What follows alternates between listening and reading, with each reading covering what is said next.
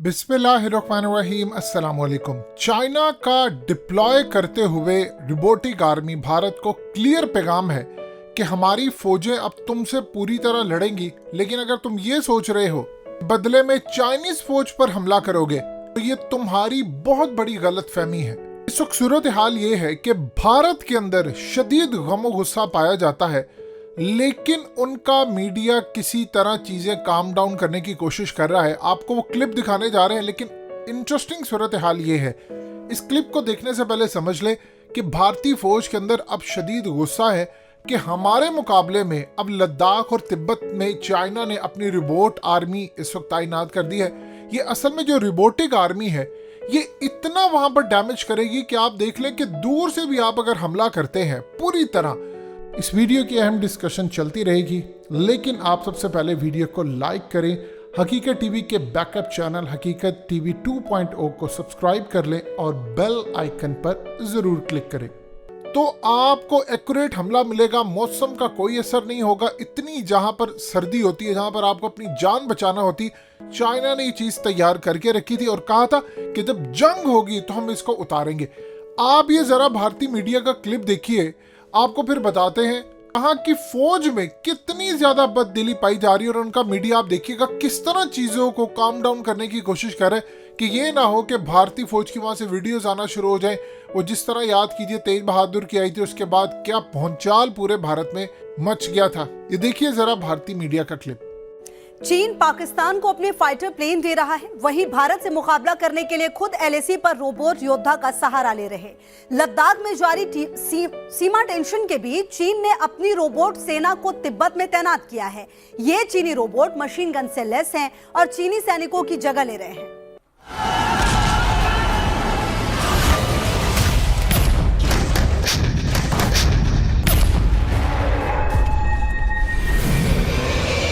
हिंद के रणबांकुरों का हौसला, शौर्य और बेमिसाल ताकत के आगे टिक पाना दुनिया के किसी भी सेना के लिए नामुमकिन है।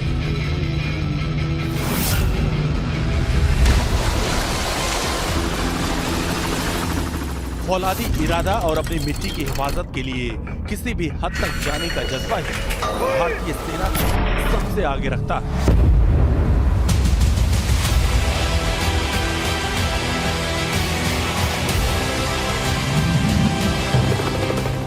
अब चीन को ही देख लीजिए, जिसकी सेना पर बर्फ भारी पड़ रही है।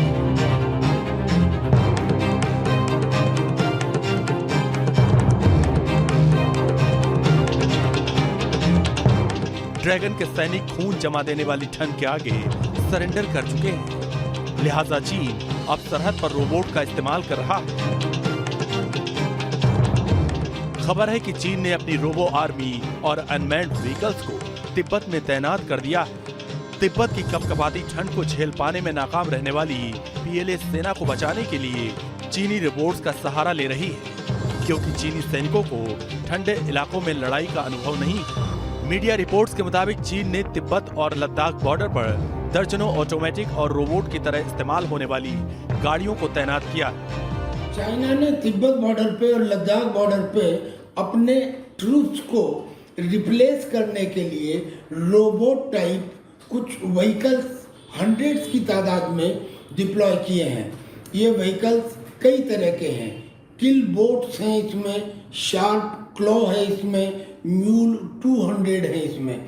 इन व्हीकल्स में लाइट मशीन गन और मीडियम मशीन गन फिटेड है और तरह के वेपन्स भी फिटेड हैं। ये सप्लाईज ले जाने के काम भी आते हैं। चीन को यह कदम मजबूरी में उठाना पड़ा है, क्योंकि पूर्वी लद्दाख में भारतीय जमीन पर कब्जा करने का सपना चीन के लिए भारी पड़ रहा है।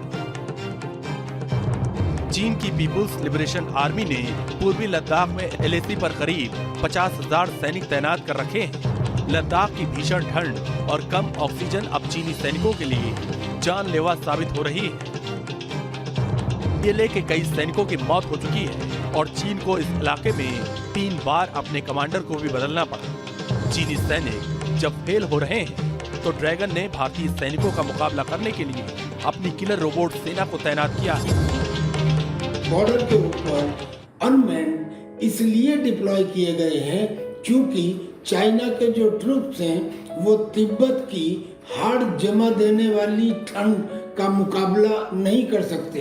हालांकि चाइना ने अपने ट्रूप के लिए तरह तरह के सूट्स तैयार किए हैं जो उनके एंकल को सुरक्षित रखते हैं और जो वजन वो उठाते हैं वो वजन कम महसूस हो, ऐसे सूट तैयार किए हैं। लेकिन इसके बावजूद भी चाइना के ट्रूप्स लद्दाख में और तिब्बत में फ्रीजिंग कोल्ड को सहने में इंडियन ट्रूप्स के मुकाबले बहुत कमज़ोर हैं और बहुत ही कम एक्सपीरियंस हैं। और यही कारण है कि चाइना बॉर्डर एरियाज के अंदर unmanned vehicles, robots, mule 200, shark claw, kill boat, इस तरह के अनमैन्ड व्हीकल्स को डिप्लॉय कर रहा है। ये रोबोट मशीन गन से लैस है और तिब्बत के ऊंचाई वाले इलाकों में गश्त कर रहे हैं।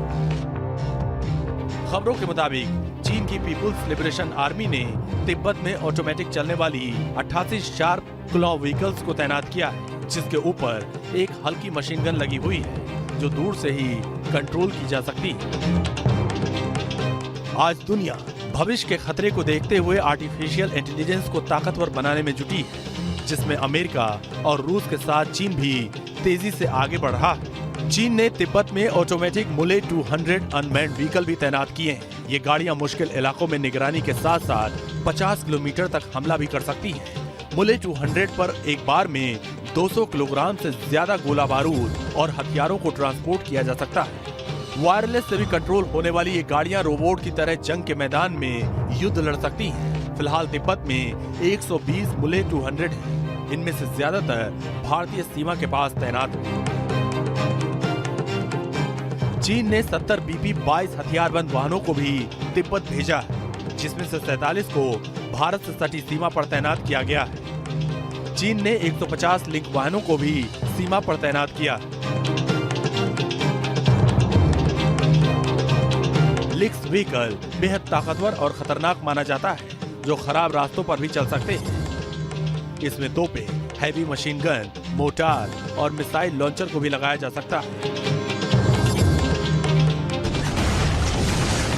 चीन की ये तैयारी उसके घातक मंसूबों की ओर इशारा कर रही है, लेकिन वो भूल रहा कि जंग हथियारों से नहीं बल्कि हौसलों से लड़ा जाता है। आपने देखा। अब देखिए, असल में जो रोबोटिक आर्मी है वो बड़ी जबरदस्त तरीके से काम करती है। उसने भारतीय फौज को छोड़ना नहीं है। यहाँ जो इंटरेस्टिंग सूरत हाल है वो भारतीय फौज की खाली बात नहीं है। देखिए, यहाँ पर आप अगर सरवाइव कर लेते हैं तो आप समझ लीजिए आपने दिफा कर लिया है। अब ये यहाँ पर सरवाइव भी कर रहे हैं और इसके अलावा भारतीय फौजियों को भी मारे हैं। और इंटरेस्टिंग सूरत हाल है कि जब भारतीय फौजियों को वहां पर जो हथियार दिए गए हैं वो बंदूकें हैं। आप बंदूकों से कितना इन पर हमला कर सकते हैं? ये कई तरह की गोलियां खाने, सामान लेकर जाने के लिए मुश्किल रास्ते, चोटियों पर जाना, यानी हर तरह का काम करने के लिए तैयार है। और बदले में भारत के पास क्या है कि उनकी फौज के जो जवान हैं, देखिए उनका खाना पीना, उनकी जैकेट्स, टेंट और तमाम जितनी सप्लाई होती है उस पर पैसा खर्च होता है। अब आप देख लें कि उनका बजट हमारे असल में एक्चुअल बजट से कितना ज्यादा है। तो इस सूरत हाल में वहां पर तो बददिली फैलनी थी।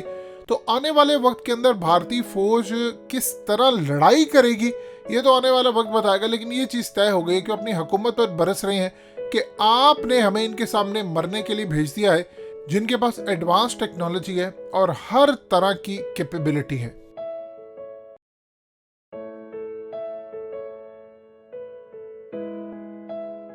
हकीकत टीवी के बैकअप चैनल हकीकत टीवी 2.0 को सब्सक्राइब करना मत भूलिए। वीडियो को लाइक करें, शेयर करें और कमेंट सेक्शन में अपनी राय का इजहार जरूर करें।